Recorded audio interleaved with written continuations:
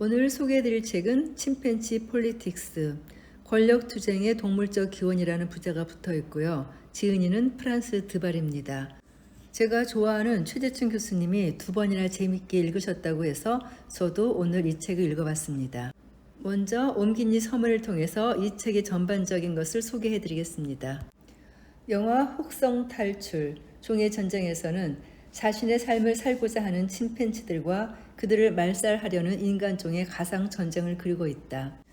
일종의 SF 영화이기 때문에 사실이 아닌 것들이 많다. 침팬지들이 모두 말을 하고 총도 쏜다. 아주 예리한 분이라면 침팬지 눈의 공막이 인간의 것처럼 희고 투명하다는 점도 눈치챌 것이다. 그렇다면 침팬지 조직을 이끌고 있는 시저의 행동은 어떤가?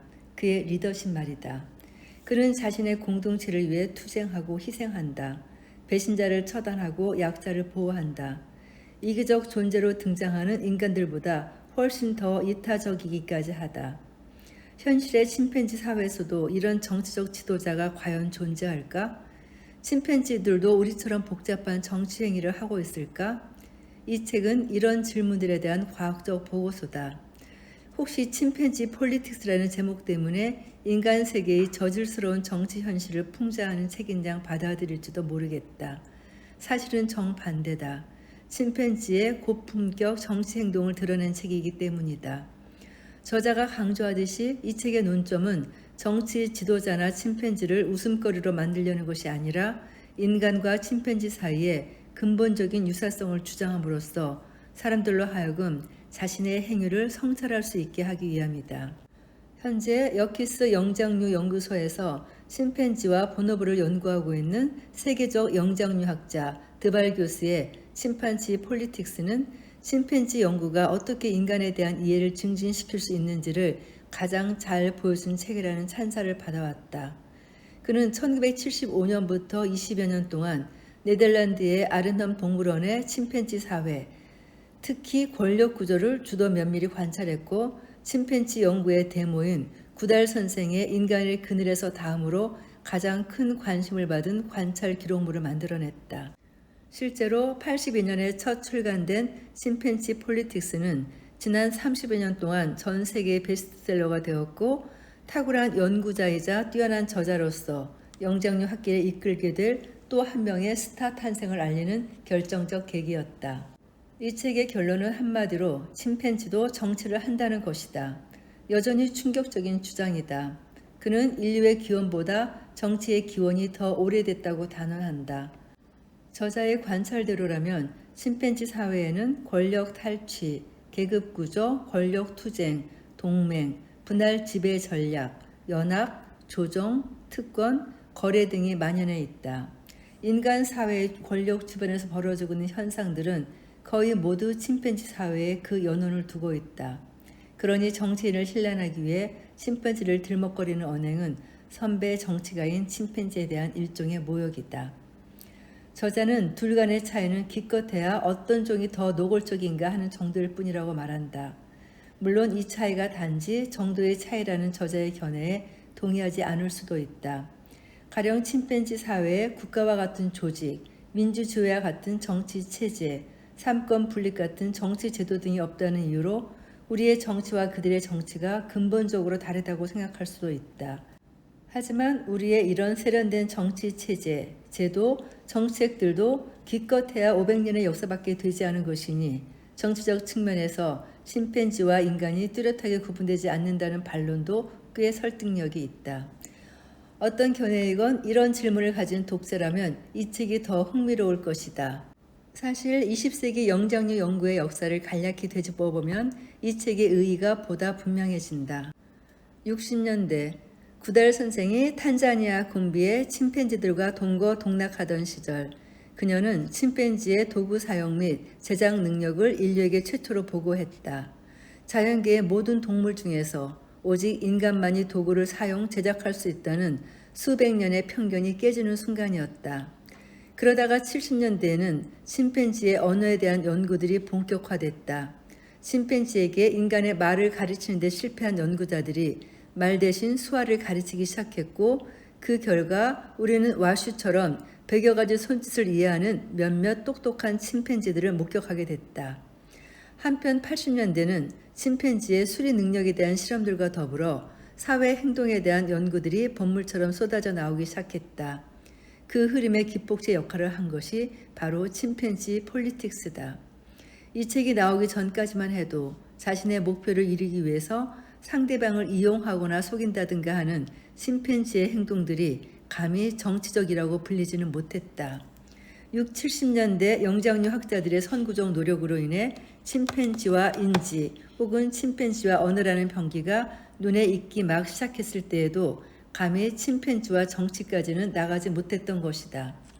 어떻게 침팬지가 복잡 미묘한 사회 정치 체계들을 이해할 수 있겠느냐는 생각이 지배적이었던 시절이기 때문이다. 그런 통념을 가진 이들에게 하나의 침팬지 사회를 짧게는 4, 5년, 길게는 10에서 20년 관찰한다는 계획 자체는 애초부터 못마땅한 것이었을 것이다. 저자는 장기간 연구를 통해 이런 통념을 제고하게 만들었다. 실제로 80년대부터 영장류 학계에서 이른바 마키아벨리적 지능에 대한 논의가 번물처럼 쏟아져 나온 것도 드발의 연구와 관련이 깊다. 드발의 이런 노력 덕분에 현재 영장류 연구자들은 장기간 연구의 중요성을 앞다투어 강조한다. 그리고 침팬지 사회에서 날마다 일어나는 미묘한 관계 변화와 작은 사건들이 얼마나 중요한지에 대해 더 이상 의심하지 않는다. 더 나아가 각 개인에게 독특한 개성들이 있듯이 침팬지 한 마리 한 마리에게도 독특한 성격과 개인사가 있다는 점을 전적으로 수용한다. 물론 이런 변화를 이끌어낸 배후 세력이 어디 저자뿐이겠는가. 야생 침팬지의 데모로서 40년간의 장기 연구 프로젝트를 성공적으로 수행해온 구달 선생의 공이 틀림없이 더 컸을 것이다. 하지만 침팬지의 사회 행동들은 체계적이고 집중적으로 관찰 연구한다는 측면에서는 드넓은 아프리카 숲보다는 30마리의 침팬지들이 복닥복닥 살고 있는 영장류 시설이 더 좋은 장소였을지 모른다. 드발은 그곳에서 인류에게 들려줄 한 편의 정치 드라마를 꼼꼼히 기록했다. 이 책의 1차적 독자는 침팬지 사회에 대해 알고 싶어하는 모든 분들일 것이다. 특히 인간의 정치 행동과 그 행동의 기원에 관심이 있는 분들이라면 이 책은 훨씬 더 흥미진진할 것이다. 물론 침팬지와 인간의 유사성이 사실 이상으로 과장되어서는 안 된다. 중요한 점은 영장류 연구를 통해서 인간이 영장류 진화의 거대한 스펙트럼의 일부로 들어와 새롭게 자리매김돼가고 있다는 사실일 것이다. 미국의 존경받는 한 상원의원은 지난 수십 년 동안 이 책을 의회 필독서 목록에 올려놓고 있다. 그 이유가 이 책을 읽고 나면 펜타곤, 백악관, 의회가 예전과는 달리 보일 것이기 때문이라고 한다. 이 책을 읽고 우리네 일상의 정치적 행위들을 관찰하면 그 지저분한 진흙탕이 투박하지만 형체가 명확한 그릇으로 새롭게 보일지도 모른다. 정치판에서 벌어지는 복잡 다단한 일들의 원형을 보고 싶은 모두를 위한 책이다. 2018년 1월 역자를 대표하여 장대익 씀. 역자들 서문이 너무 훌륭해서 빼놓을 수가 없었는데요. 본격적인 서문으로 열어보겠습니다. 침팬지에게 보이는 정치적 속성. 세월이 흘러도 변치 않고 흥미를 불러일으키는 주제를 다루는 책만이 25년 동안 절판되지 않고 출간될 수 있다. 이런 주제 중 하나가 바로 정치다. 우리는 정치에 깊이 물든 존재로 정치적 권모술수를 즉각 알아차린다. 심지어 인간의 영역 밖에서 일어나는 일에 대해서도 그렇다. 유명한 정치학자 헤럴드 레스웰이 말처럼 정치를 누가 언제 어떻게 무엇을 획득할 것인지를 결정하는 사회적 과정으로 정의한다면 침팬지에게 정치적 속성이 있음은 의심의 여지가 없다. 인간과 가장 가까운 사촌인 침팬지 또한 사회적 과정에서 허세, 연합, 고립 전략들을 구사한다는 점을 볼 때 이들도 정치를 한다고 말할 수 있을 것이다. 어떤 사람들은 침팬지 폴리틱스와 같은 책들이 정치적 존재인 인간의 지위를 약화시킨다고 말한다. 한편에서는 이 책이 유인원의 지위를 향상시킨다고 말하는 사람들도 있다. 인간은 마치 자신이 세계의 주인 양 행동하지만 정치적 존재로서 인간이 가지고 있는 자만심을 누그러뜨려야 할 충분한 이유들이 있다. 침팬지 폴리틱스는 실제 이런 목적을 위해 사용되기도 했다. 예를 들어 이 책의 프랑스판을 출간한 출판사는 표지에 유인원의 손을 잡고 있는 프랑스와 미테랑과 자크 시라크의 사진을 사용했다. 나는 이런 사실이 전혀 놀랍지 않았다. 사람을 희화하기 위해 유인원을 이용한다는 사실은 우리가 유인원을 진작에 받아들이지 않는다는 점을 보여준다. 내가 전달하고자 하는 바는 이와는 정반대로 나는 인간과 가장 가까운 사촌인 침팬지의 행동이 인간 본성에 대한 중요한 단서들을 제공한다는 점을 말하고 싶다. 정치적 권모술수 외에도 침팬지는 도구 제작 기술부터 집단 내에서의 분쟁에 이르기까지 인간과 유사한 많은 행동들을 보인다. 사실 영장류에서 인간이 차지하는 위치는 다른 영장류와 본질적으로 얼마나 유사한가에 따라 점점 더 명확해진다. 플라톤은 인간을 털이 없고 두 다리로 걷는 유일한 동물로서 정의하고자 했다. 하지만 디오게네스가 강연장에 털이 뽑힌 닭을 풀어놓으며 플라톤의 정의를 즉각 반박했다. 이후로 인류는 인간의 독특성을 증명할 수 있는 궁극적인 증거를 찾기 위해 노력해왔다. 예를 들어 도구 제작 능력은 한때 도구 제작자로서의 인간이라는 책이 출간될 만큼 특별한 능력으로 간주되었다. 하지만 이런 식으로 인간을 정의하려는 시도는 야생 침팬지가 나뭇가지를 변형해 흙더미에서 흰 개미를 꺼내는 데 이용한다는 사실이 발견되면서 거부되었다. 이후 상징을 이용해 의사소통하는 인간의 특별한 언어 능력이 인간의 독특성과 관련이 있다는 주장이 제기되었다. 하지만 영장류가 수화를 학습할 수 있다는 사실이 밝혀졌고 이에 언어학자들은 인간 언어의 핵심은 상징이 아니라 그들이 강조하는 구문론에 있다고 말을 바꿨다. 아마도 인간이 특별한 이유는 이토록 쉽게 말을 바꾸고 주장을 폐기하기 때문일 것이다. 유전자 구성은 물론 우리가 유인원에 대해 알면 알수록 인간과 유인원은 더 유사하게 보인다. 유인원의 행동에 대한 지식은 20세기 초 몇몇 실험 과학자들에 의해 축적되기 시작했다. 볼프강 쾰러는 침팬지들에게 나무 상자와 막대기를 주고 손에 닿지 않는 곳에 있는 바나나를 얻기 위해 어떤 행동을 취하는지 기술했다. 침팬지들은 뾰족한 묘수가 떠오를 때까지 모여 앉아 궁리하다 마침내 해결책을 찾았다. 영장류 학자들은 침팬지가 해결책을 찾는 그 통찰의 순간을 지금도 쾰러의 순간이라고 부르고 있다. 로버트 여키스는 영장류의 기질을 기록했으며 나데즈다 레디지나 코트는 찰스 다인의 발자취를 따라 모스크바에 위치하고 있는 그녀의 집에서 침팬지를 사육하며 유년기 침팬지의 표정과 자신의 두 아들의 표정을 일일이 비교했다. 사람들은 유인원의 서식지에 찾아가 유인원을 관찰하기도 했다. 하지만 당시 일부 학자들은 이 연구 방법이 비과학적이라며 못마땅해 했다. 오직 실험실에서의 실험만이 과학에서 필요한 통제 집단을 제공할 수 있다는 것이다. 침팬지 연구의 역사는 실험실과 현장이 상호작용할 때 나타나는 시너지를 보여준 대표적 사례지만 현장 연구가 과연 적법한 과학적 연구법인지에 대한 의구심은 여전히 남아있다. 야생 침팬지 연구가 과학계에 진지하게 받아들여진 것은 1930년대부터다. 대표적인 탐사 연구로는 기니에서 3개월을 머물며 침팬지의 먹이 섭취 습성을 기록한 헨리 니센의 연구가 있다. 이후 1960년대에 이르러서야 비로소 선구적인 두 장기 프로젝트가 시작되었다. 제9달은 탄자니아 탕카니카호 동쪽 호숫가에 있는 곰비 국립공원에 캠프를 차렸고 토시사다 니시다는 그로부터 남쪽으로 170km 떨어진 마할레 산에 캠프를 차렸다. 이러한 현장 연구들은 평화로운 채식주의자로 그려졌던 침팬지의 이미지를 산산조각냈고 그들의 놀라운 사회적 복잡성을 밝혀내기 시작했다. 그동안은 영장류에서 인간만이 유일하게 육식을 하는 것으로 여겨졌지만 침팬지가 원숭이를 잡아서 쥐어뜯고 산채로 잡아먹는 것이 관찰되었다. 또 초기의 침팬지는 어미와 자립하지 못한 새끼 사이에 강한 유대를 제외하고는 사회적 유대가 잘 이루어지지 않는다고 여겨졌지만 현장 연구자들은 숲의 특정 범위에 거주하는 모든 개체들이 하나의 집단을 이뤄 정기적으로 교제한다는 사실을 발견했다. 또한 침팬지들은 이웃 영역에 거주하는 개체들에 대해서는 적대적인 경향을 보였다. 과학자들은 집단이라는 용어를 배제하고 공동체라는 용어를 사용하기 시작했다. 왜냐하면 침팬지는 좀처럼 거대한 집합체를 형성하지 않고 숲속을 여행하며 항상 변화하는 작은 단체로 나누기 때문이다. 이는 합종 연횡으로 알려진 행동의 일종이다. 인간의 독특성에 대한 또 다른 주장은 우리가 같은 종을 살해하는 유일한 영장류가 아니라는 사실이 밝혀지면서 거부되었다.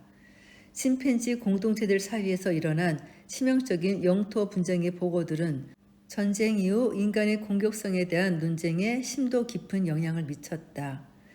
1970년대는 영향력 있는 침팬지 연구의 두 번째 파도를 목격했던 시기다. 이 연구들은 우리 생각보다 침팬지의 인지 능력이 인간과 상당히 비슷함을 보여줬다. 고든 갤럽은 유인원이 거울 속에 자신을 인지한다는 사실을 입증했다. 이는 자기 인식의 한 수준을 나타내는 지표로 인간과 유인원을 다른 영장류와 구별하게 하는 특징이다.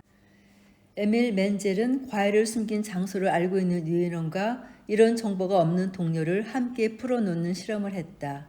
그는 이 실험을 통해 유인원이 어떻게 다른 유인원을 기만하고 또 다른 유인원으로부터 학습하는지 밝혀냈다. 그때쯤 세계에서 가장 큰 야외 침팬지 사육장이 네덜란드에 있는 아른함에 만들어졌다. 이곳에서 나는 1982년에 침팬지 폴리틱스의 출간으로 이어진 연구를 시작했다. 처음 이 원고를 썼던 1979년에서 80년, 난 잃을 게 별로 없는 30대 초반의 초보 과학자였다. 당시에 나는 내 직관과 신념을 따르는 데 주저하지 않았고 오히려 당연하게 여겼다. 그러나 이러한 나의 사고방식은 동물과 인지라는 단어를 한 문장에 같이 언급하는 것 자체만으로도 사람들의 멸시를 초래했던 당시의 분위기를 고려할 때 논란의 소지가 충분했다.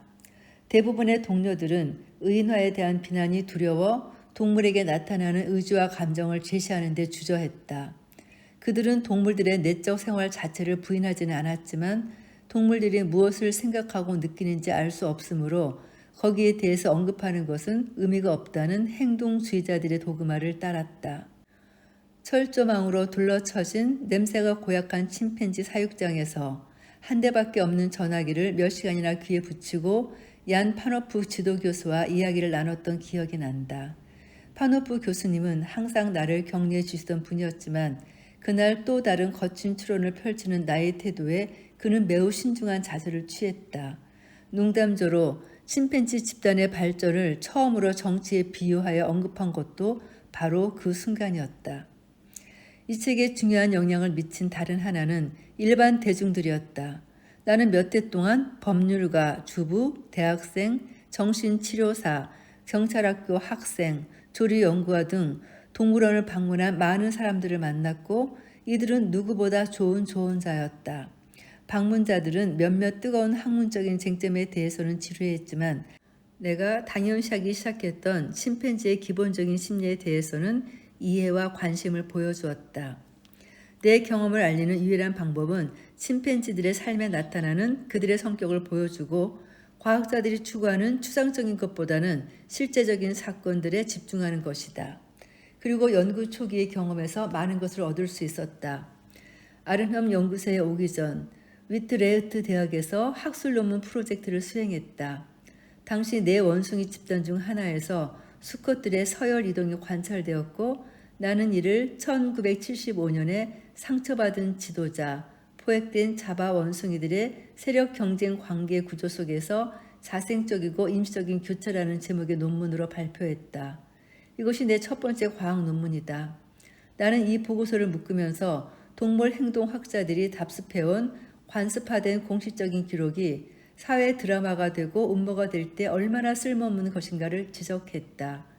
우리의 표준적인 데이터 수집은 셀 수 있는 사건들의 분류를 목적으로 한다. 컴퓨터 프로그램은 폭력적인 사건이나 털고르기 등 우리가 관심 있는 행동은 무엇이든 정밀하게 데이터로 분류한다. 수량화, 도표화할 수 없는 행동들은 단순한 일화로 취급되어 한쪽으로 밀려날 우려가 있다. 일화는 일반화하기 힘든 독특한 사건이다. 그렇다고 일화를 다뤘던 몇몇 과학자들을 경멸하는 것이 정당화될 수 있을까? 인간의 예를 생각해보자. 밥 우드워드와 칼 번스타인은 마지막 날들에서 권력을 잃는 데 대한 리처드 닉슨의 반응을 이렇게 묘사했다. 닉슨은 오해를 토하며 매우 슬퍼했다. 어떻게 단순한 도둑질이 이런 결과를 초래했단 말인가. 그는 무릎을 꿇고 주먹으로 카펫을 치며 소리내어 울었다. 도대체 내가 무슨 짓을 한 것이지? 무슨 일이 일어난 거야? 닉슨은 미국 역사상 최초로 그리고 유일하게 해임된 대통령이다. 그래서 닉슨의 사임은 실제로 일할 수밖에 없다. 그러나 일하라는 이유가 관찰의 중요성을 감소시키는 것일까? 드물고 색다른 사건이 갖는 취약성은 인정해야만 한다. 뒤에서 보겠지만 내가 관찰한 침팬지 중 하나는 유사한 상황 하에서 닉슨과 유사한 반응을 보였다. 그러한 사건들을 이해하고 분석하기 위해서는 그 사건이 만들어지는 과정이나 각 개체들의 개입 방법, 그리고 이전의 것과 비교해서 그 상황의 특별한 것은 무엇이었는지를 하루하루 기록하는 것이 필요하다는 사실을 초기 연구를 통해 배웠다. 단지 침팬지들의 행동 빈도를 세고 평균을 내는 대신 연구 프로젝트에 역사 서술 방식을 도입하고자 했다. 그러한 이유로 아레넘에 도착하자마자 나는 일기장을 펼쳤다. 처음에는 별로 특별한 일이 일어나지 않았기 때문에 나를 때리는 등의 색다른 행동 패턴이나 성격 등을 적어 나갔다. 그 결과 이 일기는 점점 사회적 관계 변동에 민감하고 다가올 정치적 격변을 예감하는 연대기적 기록이 되어갔다. 마침내 폭발적인 변화가 일어났을 때 나는 그것에 대한 감상과 예측, 초기 감상의 수정으로 페이지를 채워나갔지만 대부분은 가공되지 않은 사실 그대로였다. 이에 주체 없이 매료되어 버린 나는 인간 혹은 비인간의 권력 투쟁에 대해 누구보다도 가장 상세한 기록을 남기려고 수많은 낮과 밤 동안 숲에서 그 섬을 관찰하며 보냈다. 몇 해 뒤 다양한 사건들 간의 연관성이 앞뒤가 맞게 연결될 수 있었던 것도 이러한 기록 덕분이었고, 아울러 침팬지 폴리틱스도 모습을 갖추게 되었다. 1982년 이 책이 처음 발간되었을 당시에는 그리 논란을 일으키지 않았다.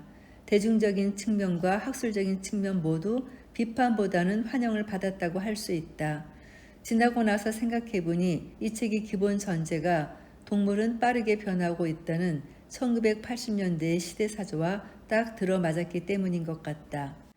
인지심리학이 출연한 미국과는 독립된 곳에서 작업을 해온 탓에 나는 이 새로운 지적 영역을 탐험하는데 혼자가 아니라는 사실을 깨닫지 못했다. 이런 상황은 세계 곳곳에서 이루어지는 과학 발전이 몇몇 공유된 생각들로 얼마나 자주 연결되는지를 보여준다. 그것들은 결코 완전히 독립적이지 않다.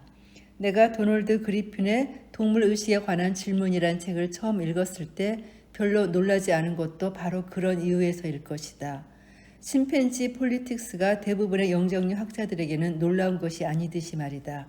침팬지 폴리틱스는 일반 독자를 염두에 두고 쓴 것이지만 교과 과정에도 이용되었고 사업 상담가나 초보 정치인들에게 추천 도서가 되기도 했다.